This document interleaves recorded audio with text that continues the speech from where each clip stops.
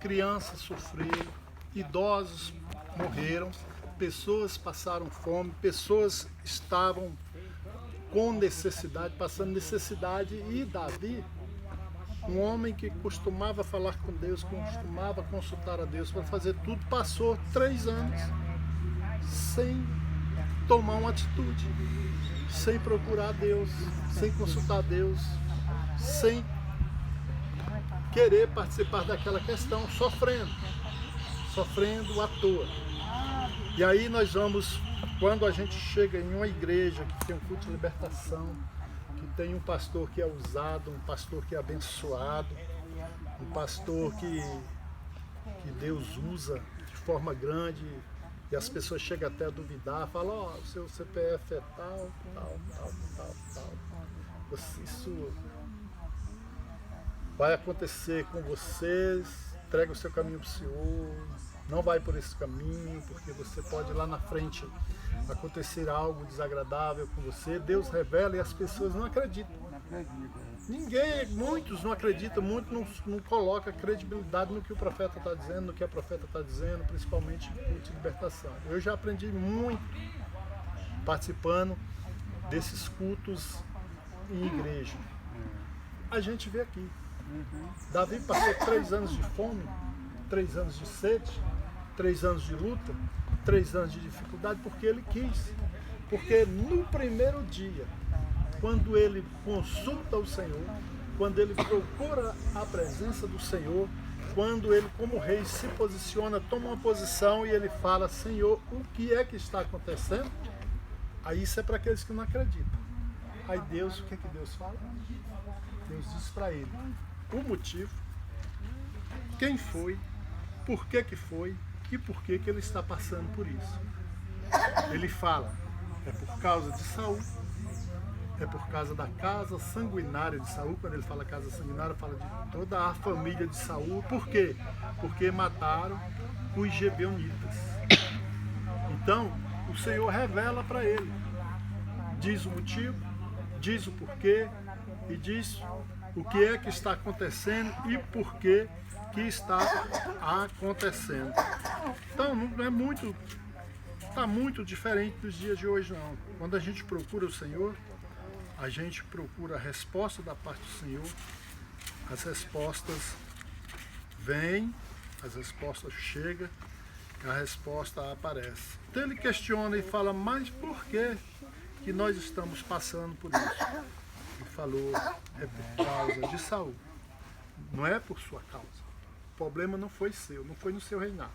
O problema foi no reinado de Saul, porque ele quebrou uma aliança feita por Josué. Olha só como isso é tremendo. Saul quebra uma aliança feita por Josué, não foi nem ele. E quem está pagando a consequência é Davi, é o rei Davi. Onde que ele quebrou? Ele quebrou em Josué capítulo 9, aproximadamente ali no verso 14 de Josué 9, onde os gibeonitas passam Josué para trás, faz uma aliança com Josué. Eles chegam dizendo que é um povo estrangeiro, você conhece? Dizendo que é um povo de outro país e que queria fazer uma aliança. Então Josué faz aquela aliança e a Bíblia fala que Josué não pediu conselho à boca de Deus e fez a aliança. Ele faz a aliança com os gibeonitas passam Josué para trás. E os gibeonitas passam a viver sobre a responsabilidade, sobre o cuidado de Josué, mas Saul quebra essa aliança, ferindo, matando os gibeonitas. Tem uma parte que ele vai dizer, olha, os gibeonitas não era dos filhos de Ar, mas sim dos restos dos amorreus. E Saul procurou feri-lo no seu zelo, procurou feri-lo no seu zelo. Então, amados, está bem aqui. Ó. Então o rei chamou os gibeonitas e lhe falou, ora, os gibeonitas não eram dos filhos de Israel, mas do resto dos amorreus. E os filhos de Israel, quem é os filhos de Israel? Saul e a família. E os filhos de Israel, lhe tinham jurado. Porém, Saul procurou feri-lo no seu zelo pelos filhos de Israel e de Judá. Então, amados, foi uma aliança quebrada. A Bíblia explica. A Bíblia é mais atual que a Rede Globo, que o William Bonner falando do presidente Bolsonaro amanhã, que ainda vai acontecer. Ela está mais atualizada do que o jornal do dia de amanhã, depois da manhã, depois de amanhã. Então, o Senhor... Aí, o Davi consulta a boca de Deus, o Senhor fala. Por que eles estão passando por aquela luta? Por que de todas aquelas dificuldades? E aí ele procura. É incrível isso aqui. Então, deixa eu ler mais um verso aqui. Disse, pois, Davi aos Gibeonitas. Disse, pois, Davi aos Gibeonitas: que queres que eu faça? E que satisfação vos darei para que abençoe a herança do Senhor. Aí aqui Davi deveria ter ficado calado. Davi perguntou o que ele faria. E que satisfação ele poderia dar para que eles abençoassem a herança do Senhor, que era o povo dele, a herança do Senhor. Certo? Então, 4, né? Então os Gibeonitas, a resposta. 4. Então os Gibeonitas lhe disseram: não é por ouro, não é por prata, que temos questão com Saul e com a sua casa. Nem tampouco pretendemos matar pessoa alguma em Israel. E disse o rei: que é, pois, que quereis que vos faça?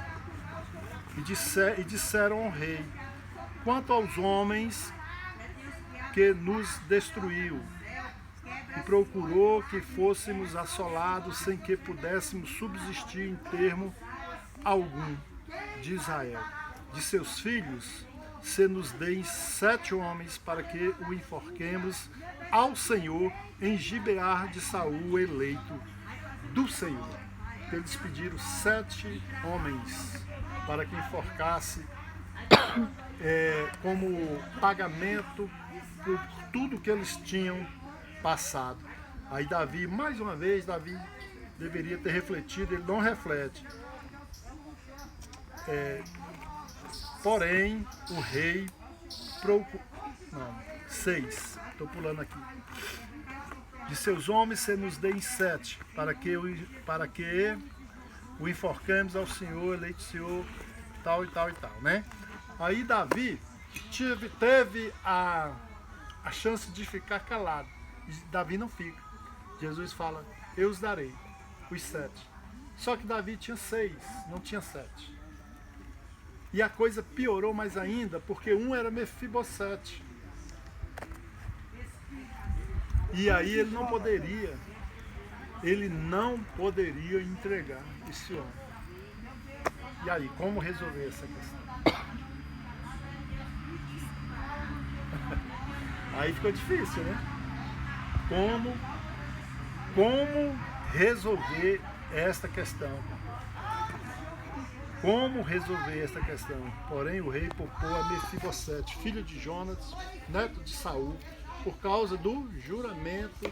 Aqui já é também, lá no capítulo 9, uma aliança feita com Davi, quando em vida com Jonas, filho de Saul, e Mefibosete era filho de Jonas. Então ele não poderia entregar como prova. Então, em vez de 6, ele tinha 5. Mas aí Davi pegou os filhos de Rispa, filho de Aia, entregou na mão dos Gibeonitas, eles os enforcaram e a chuva desceu, destilhou água do céu no dia da seca. Amém? O que eu quero dizer? Qual a palavra que eu quero trazer para os irmãos nessa manhã? É que continue acreditando nos seus propósitos. Continue acreditando naquilo que você não vê. Continue fazendo essas voltas. Continue entregando seus propósitos na mão do Deus que pode responder, no Deus que pode te entregar a vitória, no Deus que pode te entregar a bênção. Porque Davi sofreu 3 anos, tem Bíblia aí que vai dizer que 3 anos consecutivos, ano após ano, dia após dia, mês após mês, semanas após semanas, e ele ficou calado. Mas quando ele dobrou o joelho, quando ele procurou o Senhor, quando ele quis ouvir da boca do Senhor o que era, o Senhor contou toda a história. Falou que era por causa de Saul, falou que era por causa da casa sanguinária de Saul, falou inclusive o motivo, que foi uma quebra de aliança feita por Josué no capítulo de número 9 com os gibeonitas, e que os filhos de Israel haviam quebrado. Então nós servimos a um Deus que ele é poderoso para nos explicar tudo. Deus deixa tudo a claro. Ele nunca vai deixar nada debaixo do tapete, ele nunca vai deixar nada escondido. Vai permanecer às claras. Se você quiser ouvir da parte do Senhor, o conselho é não fazer como Davi, apesar que a Bíblia diz, a Bíblia não, os escritores dizem que ele foi um homem segundo o coração de Deus. Então, fique com a segunda atitude dele, não fique com a primeira, não se omita, não se esconda, fique com a segunda atitude, ajoelhe-se, ore a Deus, peça a resposta da boca de Deus, que ele fala o seguinte, na palavra dele, né? Ele diz o seguinte, que ele faz muito além, abundantemente daquilo que pedimos e pensamos. Ele diz mais, pede ao Senhor, em cima ou nas profundezas, e ele nos dá a resposta. Pede ao Senhor teu Deus um sinal, em cima nas alturas, ou embaixo nas profundezas, e ele entrega.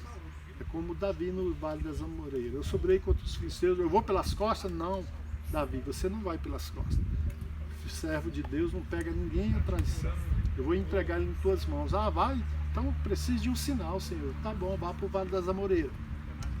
É muito comum essa árvore aqui dar um vento, ela balançar ela toda, né? Ele falou o sinal é o seguinte, quando a copa, somente a copa das amoreiras, é o sinal, vai balançar. Quando balançar, vai, que eu vou te entregar em tuas mãos a vitória. Então é esse a Deus que nós servimos. Deus abençoe a todos. E Deus é conosco, viu? Amém.